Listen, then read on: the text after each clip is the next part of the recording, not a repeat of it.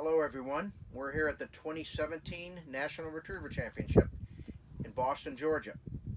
We're on day 5, 5th series, and I'm hanging out here with my good friend Mark Atwater. Hi, Mark. How you doing, sir? Mark's from Up Close Photo, does some great photography, shoots a lot of wildlife stuff, and has been photographing the dogs at the National for how many years, Mark? We started in 2014 with the National Open, and so we've been doing this venue about that long since then. Boy, I've seen you up there in your camouflage suits and your blinds and doing a lot of action shots. So why don't you tell us a little bit about how you set up and what goes on here? Well, the biggest consideration for me is the sun, and the way the test is laid out in relation to the sun. And of course, in this venue, everything has to be done from behind the line. You know, we can't get out in the field, so that takes 180 degrees out of play for me. And once we kind of determine what my options are with the sun, and of course it moves. You start off in 100 dogs plus. Sometimes it's an all-day affair, so we have to take the movement of the sun into consideration. And basically, you want to try and keep the sun behind you if you can. And then there's the logistics of the test and the mechanics of the test, both in terms of where I can get and what may or may not be permitted, and it can be a little more complicated than what you think, and things like the actual mechanics of the test. It's a triple, and we've got a go bird rooster. Well, you know, that's always good if I can get lined up to get that rooster coming back in good light. Big old tail feathers and all. Sure, right. Exactly. And then there's the fun things like last minute, judges change, decide they're going to receive the bird somewhere else, you know, on the other side of the tent. And so it totally changes the line that dog returns on, and it can, you know. So day one, you get portraits of the handlers coming offline. Right, we're going to, Shannon, my wife, usually does that, and that's actually a requirement. A lot of people don't know this, but for the national clubs, for their archives, they've been doing it for years. They want a photo of each dog handler team and each dog, and that's for their permanent archives. Of course, we hope we can take something that we can sell to folks and that they can, you know, commemorate the event with. But that's really the purpose of us being here to start with.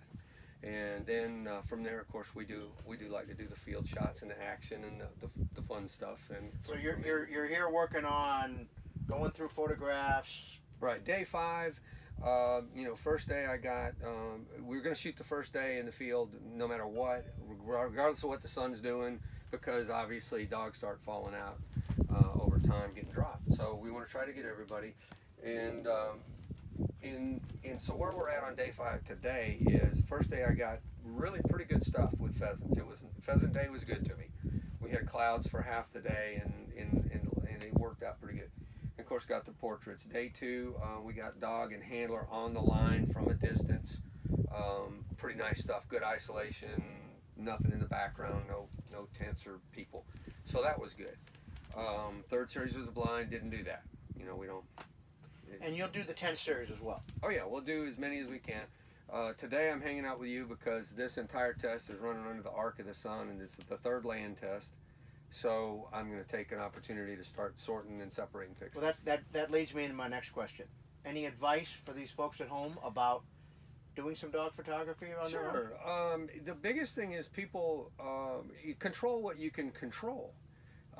If you can turn and keep that sun somewhat behind you, great. If you can't, try to find shade, even lighting, especially if it says, oh, black labs are so hard to photograph. Well, they are and they aren't, but the hardest thing is to get them exposed properly so you can see the detail in the dog. And when you shoot a black lab that's between you and the sun, he's coming or sitting or whatever in his own shadow. So in order to see the detail in that dog, you have to overexpose the frame. The background goes just crazy bright. And the dog is still that it's not. So if you can turn 180 degrees, shoot the dog in with the sun behind you, it's much more even exposure, and that's good. The second thing is the background. What's behind a dog? A lot of times people, they just want an open, oh my God, or finish the Master National or whatever, and they're not thinking about whatever, and the dog's there in the ribbon, and they're doing the hero shot, and there's cars and chain link fences and good Lord, who knows what all. And sometimes you can't help it, but sometimes you can simply, hey, let's walk over here and get, some trees or a lake or grass or something that's non-distracting in the background. And then the third thing is, if possible, get down at their level. We're so used to looking down on them. When we get into their world, we're in their perspective, and be prepared to get licked on and occasionally, and possibly peed on once in a while. But so what's your website? UpClosePhoto.com. UpClosePhoto.com. You got some great stuff. A lot of Thank you. waterfall stuff that is just spectacular. I Mark, appreciate it. Always thanks a for pleasure. everything you do. Great guy. Thank you. Talk to you folks soon.